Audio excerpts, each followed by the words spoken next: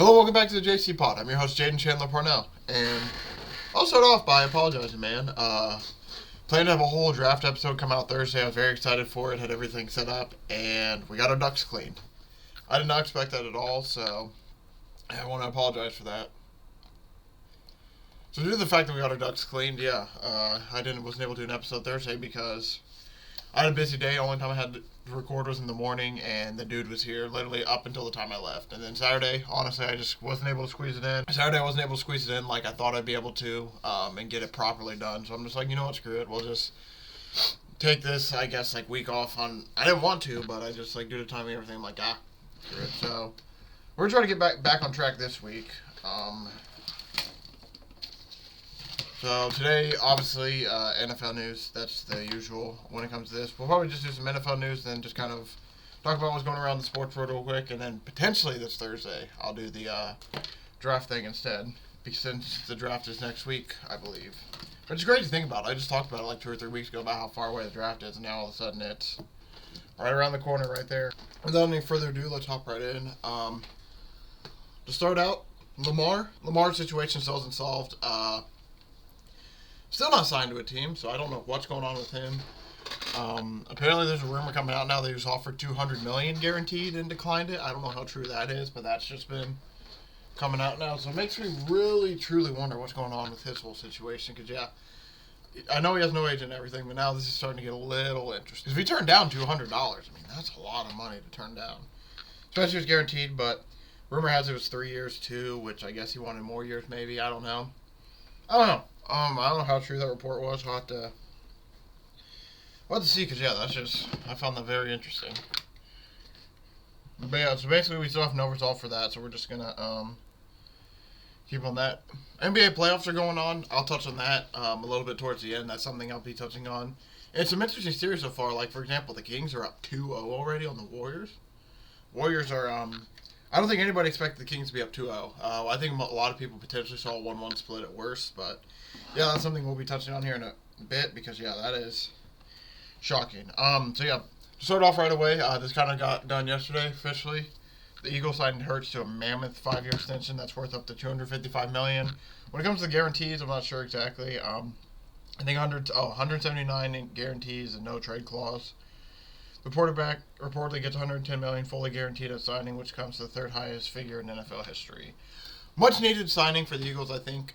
This is going to be interesting because they could be one of the first teams, another team to prove hey, you can pay your quarterback and still be good and still do other stuff, which will be very interesting to see for your future. But now this is a third deal done where all of it's not guaranteed since Deshaun Watson, since Lamar's asked for guaranteed money. So this makes me wonder if Lamar's stance is going to be back down a little bit because now there's other quarterbacks who are signing big deals. I wonder if this makes even Lamar open up his eyes. There's been good points that's brought up around the internet and everything. They're like, hey, maybe he shouldn't take all guaranteed money, but maybe he takes a lot of fully guaranteed money up front, and then the back end is not as much, but it's because he took a lot more up front. There's a lot of situations that can happen now, especially since now the Jalen Hurts signed a contract that's worth this much. I think it makes him the highest paid quarterback in NFL history, total wise, but I think with the guarantees and everything, he's not the highest, but we'll have to see. So awesome signing for the Eagles. They keep their guy. The Texans are apparently open to listing the number 2 pick. They also have come out and said they might draft the best player on the board, which this is a lot of people shocked. And the more I've thought about it, the more it kind of makes sense, honestly, because I hate to say it, but the Texans have been really bad for 2 years now. And I don't think magically, they probably should get a quarterback, but if they don't like a guy in this draft, there's no point in drafting a quarterback that they don't like, and then they're just stuck and don't know what to do. Especially with DeMeco Ryans, it seems like they're basically turning over a new leaf. So if I'm them, I would love to. I'd love to see them potentially maybe just draft the best player, which is a lot of what they've come out and basically said that they might do. There's a chance that they could just draft. I think Jalen Carter, Will Anderson. I don't know if Jalen Carter's going to go too because of all the stuff that's going on, but those are 2 of the best players on the board that are around that spot. So if I'm them, I would not be shocked. You would think they would take a quarterback, but it's not the most shocking thing in the world if they don't take a quarterback. Just simply due to the fact that, they've been bad for a little bit now. So they need almost a whole team rehaul. So maybe it might be worth it, say, if they get Will Anderson. If Will Anderson is going to be a 10-year, stud rusher or a 10-year player at the defense. I mean, why not draft that guy? Especially if you can get more out of him than say like C.J. Stroud or Bryce Young or somebody who drops to you that at the number 2 spot. But yeah, overall, not the. It's just a little weird, honestly. I mean, I thought they would take a quarterback. I mean, if they don't like the guy, I mean, I don't blame them for not taking him, especially if they have, because they have a lot more needs than just quarterback. So Quentin Williams is staying away from the team while he's getting a new deal negotiated. We don't know how long that's going to take, but with the whole Aaron Rodgers situation coming on to the Jets too, it's going to make me wonder, is he going to take a little less money? Is he ask for a little bit more money? That's what we're going to have to watch out for. I feel like the Jets are for sure going to sign him. It's just going to be a matter of when and how much. Dolphins have signed Chosen Anderson, who's Robbie Anderson, for those of you who don't know. They signed him to like a 1-year deal. Yeah, we'll see what he does. I mean, that's just another speedster to add to the Dolphins. Shaquille Barrett for the Bucs said he should be ready for week 1 based off his Achilles injury. So interesting. I don't know how the Bucs are going to do this year, so I'm very excited to break that down. I forgot that's coming up. I'm going to start scheduling out some of my pods here soon. For the obviously I do that before. Obviously I'm already doing that, but I'm going to start scheduling out here soon and planning out like the weeks and episodes for the breakdown of all the divisions and team and everything, and I'm very excited because there's some obviously where I think I'm gonna have a lot to say, and there's some other teams like the Bucs division, like that's gonna be fun to talk about because there's a lot of bad teams in that division that I don't know, somebody has to win that division obviously, but Buda Baker requested a trade from the Cardinals. This has gotten very loud and very public. It's been going on for a few months now, but Buda Baker's made it in the public. He's taken Arizona out of all of his socials and everything. They made it sound like they aren't going to try to trade him like D-Hop or anything, or they don't have to trade him too, especially. So I don't know what they're going to do yet. They make it sound like they've wanted to keep him, and the two sides are going to try to get to something, but I don't. We're going to see. He might not get traded this year, but there's a chance that within the next year or two we see Buda Baker on a different team, especially if the Cardinals can't get stuff figured out. Bud Dupree signed with the Falcons. Good ad for them as they're just trying to build their team. Whoa, Gerald McCoy announced his retirement. That's kind of crazy. He had 6 consecutive Pro Bowl nods I'm reading like a reporter. He went to the Pro Bowl 6 consecutive times from 2012 to 2017.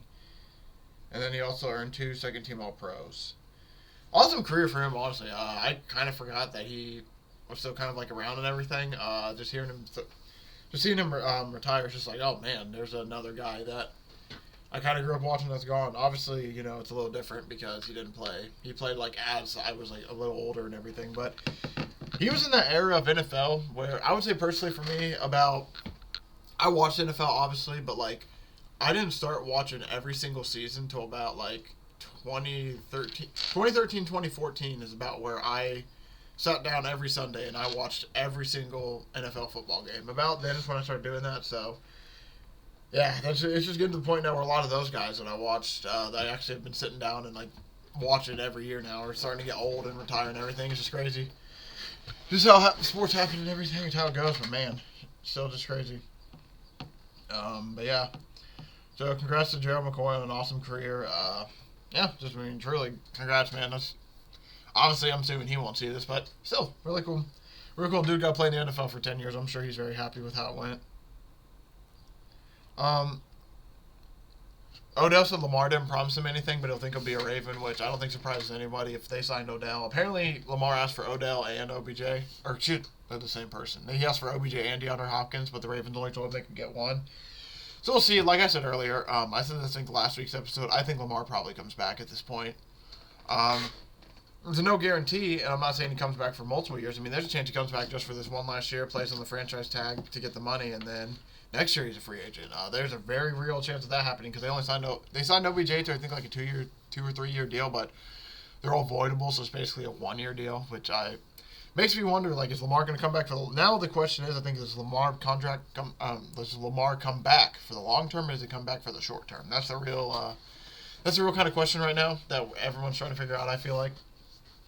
Personally for me, I think I'm starting to lean to the boat that he's going to come back for like at least 1 more year. They might try to franchise tag him again next year, and maybe next year's where he decides to like get some agent help or something, and then he moves on and goes to a different team. But man, it just makes me sad because personally, as a Colts fan, like I know they've been having issues like getting quarterbacks and everything, but man, I just wish they would. I wish Ballard would fly down and try to offer something up to him because that'd be awesome to have compared to the quarterback during this draft. But don't get me wrong, if the Colts get a young guy, I'll talk myself into him and everything, but Lamar's just proven and done it. It wouldn't be cool to add him to the team and then it would just everything. But yeah, like I said, I think he's going to be a Raven probably for at least next year. I think he ends up just coming back at least in the franchise tag for one more year, and then I think he's going to maybe try to push his luck next year. So Josh Harris led group is going to buy the Commanders. I think they already bought it. They keep saying like they're nearing it, but for like 2 or 3 days now. But I'm pretty sure he's already bought it. Big news. The Commanders are actually going to potentially be relevant again. Because no offense to Dan Snyder, which, I mean, I feel like he should... He was bad. Like, he got to the point where somehow he was putting out a terrible product on the field. And they were terrible. Not fun to watch. The field was terrible. Poop pipes were bursting all over the field. The field was falling apart. And he made money off it. He made a shit ton of money off this team. And now he's going to sell them to a new group. And this new group's going to have to be... Probably have to buy a new stadium. Probably change the name again. I understand, yeah. So Magic Johnson and billionaire Mitchell Rales. It's Rales.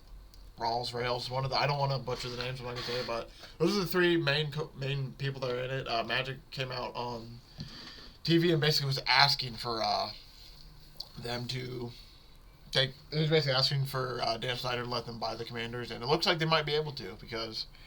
Like I said, though, yeah, overall this is probably a great signing. The Commanders really need a new direction because I can't tell you the last time they were even, like, respectably good. Like, they've been butt cheeks forever. And they, like, I seriously, like, genuinely cannot tell you a time that especially, like, I'm 23, turning 24 years old this year, and they could have had 1 year where they did really good. Like, I can remember genuinely, for most part, I can remember I may not be able to say it's like to the year, but for most part, in my own head, like I can visually see, all right, this team at least had one good year around this time. Like for example, the Bears might not have the best year in 2008 because they lost, or 2007, 2008, whatever year they lost the Super Bowl, but they made it to the Super Bowl. That was a really good season for them. The Titans the last few years have been really good. The Seahawks were bad for a bit, but finally had the little upstretch with Russ. I mean, hell, even the Dolphins haven't been that good in my lifetime, and they've had just the Jets. The Jets have been damn near worthless, and even then, like, they had 2010. I truly cannot remember a time where the Commanders, the football team, the Redskins, whatever you want to call them, truly can't remember a time where they were, like, worth anything or, like, even respectable or anything, like, truly. And I could be just being dumb and everything for this segment, but truly, I can't think of a time. So, hopefully there's a new change in direction for them because, yeah, yikes. Yeah. It's just, they're so bad, bro. I mean, yeah, I just hope they won't. I hope they'll be able to fix it with this new thing. Because it's, obviously there's going to be some teams that are bad in every sport. Every sport has those teams. Like, for example, the Hornets are the really bad team right now in the NBA that just can't seem to get out of our way. The Rockets are in the same boat. For the baseball, the Athletics are a team that's been really bad, and Marlins have been really bad, but even then, the Marlins have been doing something different, so I would say the Athletics are a better version of this right now. But especially, like, the past 2 years, there's just been some bad, like, they've just been so bad, and it's going to be interesting to see if they get out of the Dan Snyder shadow, if they get out of all this, if they can finally get ahead. Saquon won't sign his tender ahead of the offseason workouts, which makes sense. He's trying to get a bigger deal. It was between Daniel Jones and Saquon. They picked Daniel Jones, which makes sense. Just due to they had to pay him over risk letting him walk. He finally had a good year. They said let him pay him, and they had the opportunity to franchise Saquon, so they did it. I think he'll probably eventually sign it because Michael Lombardi, I believe that's who's talked about it, brought up a really good point. It might have not been Michael Lombardi, so I could be wrong too. I don't want to say this, but I mean the price only goes up every year. Obviously you don't want to sign the franchise tag in case of injury and everything, but the price tag only goes up, so if he signs it this year and he plays, like, really good, I mean, his free agency numbers are only going to go up next year, and he has free agency again. But with the running back position being as bad as it is, that's a tough one because, yeah, I think overall that they need a fix. Just like, and by they, I mean the running back position, because they are not making any money compared to like the other positions. Devin White requested a trade from the Bucks. I don't know if they're going to accept this. The Buccaneers have not wanted to trade him, but I mean, it's one of those things where if they find a good suitable partner, I'm sure they will trade him, but they aren't going to trade him for a bag of rocks or anything. The Lions traded Okudah to the Falcons for a 5th-round pick. Probably good for Okudah. I mean, he was a really high overall drafted corner, and when you're drafted like the top 10, top 5 even as a corner, a lot of pressure on you regardless of how you do, and he hasn't been able to live up to it so far. Nothing wrong with him. I'm not saying he's a bad corner or anything, but when you're drafted number 3 overall, you gotta be a dude, and he just hasn't. He hasn't panned out for the Lions, so maybe he'll pan out for the Falcons and their new system and everything that they're trying to get to. Apparently, the Falcons, the move gives Falcons help across the former, because they have AJ Terrell, Casey Hayward. Oh, okay, so yeah, that's kind of interesting. So yeah, they definitely had some much needed help that they needed. Cliff Kingsbury is going back to USC. I think I talked about this briefly last week. This is where I'm going to end it probably.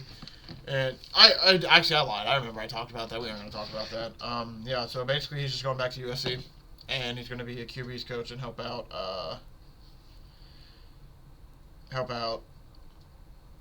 Lincoln Riley, I believe. Sorry, I couldn't think of who was there. Okay, so to talk about some other action though, we had the NBA going on. We have MLB going on. The Rays finally lost a few games, so now they're 14-3. They ended up losing a game at 13, so they stayed tied with the MLB record, didn't pass it. The 76ers are up 2-0. Nasty game last night. That was 96-84. Score is disgusting. It was like 68-63. I had the over, so that's the only reason I'm saying that. But it was really low scoring. The 76ers are up now. The Kings are up 2-0, like I mentioned earlier. Very shocking. They barely pulled out Game 1. Game 2 started getting close for a bit. Draymond Green got ejected, and then they were able to pull away. Very impressive game by the Kings, for sure. Hey, they're the higher seed for a reason, but they're I'm just impressed, man. They're playing really, really good. Tonight, we're going to have the Celtics take on the Hawks. The Celtics are looking to go up 2-0. Knicks are taking on the Cavs. The Cavs are looking to defend home court and get back to a 1-1 split after losing the first home game. And then for the Suns, 8.5-point favorites again, and they lost the Clippers in Game 1. I don't know who's going to win any of those games. I'm nervous. The Bucks lost to the Heat 130-117, so the Heat took Game 1 and the Lakers took Game 1. And I believe, yeah, that's all the playoff series that are going on right now. The Nuggets absolutely smack the Timberwolves, which I don't think anybody's surprised by.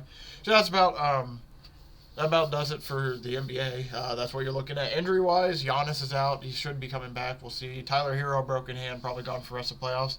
Ja took a nasty fall. That I actually got to watch that one live because I had a Lakers bet, so I was watching it and just, man, bro, that was a tough one. That looked like it hurt really bad. And Ja probably broke his hand as well. That's nothing you ever want to see. But yeah, that's probably... So yeah, and that with them now, that could be the done. And their series could be done now. Obviously, it's only one game, but if they lose Ja, that is a huge, huge loss because they already don't have Steven Adams, who I thought they really needed for the Lakers. And Jaren Jackson dropped 30, had a really impressive game, and they still lost. So it just makes me nervous. I definitely think they can do something, but I am very nervous what's going to happen for them. We'll end up with some, I guess, baseball standings just to give it off. So AL East. I'll go with the top 3 this time. AL East, you got the Rays in first at 14-3. Second is Yanks at 10-6, and then third is Blue Jays at 10-7. For AL Central, the Twins are in first 10-6. The Guardians are in second 9-7, and then yikes, the White Sox are in third with a record of 6-10. Bro, man, White Sox have been sad as being my second favorite team, man. I hesitated betting against them like a day or two ago, and it hit. Like, no, it's just so sad, bro. It's so sad. I bet they were down. It was plus 510, like 530 on the money line, plus 4.5 against the Orioles. I took the plus 4.5. I took a plus 2.5. If I took the money line, I would have clean swept. They ended up coming back and winning like 8-4. Just disgusting. And then behind them are the Tigers at 5-9 and Royals at 4-13. I had to read that out. That's just disgusting.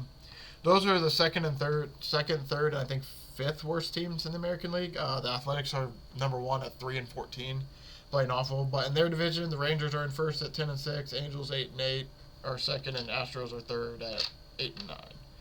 NL East, Braves are 13-4 to take the top spot. Mets are right behind them at 11-6, and the Marlins are 9-8. Wow.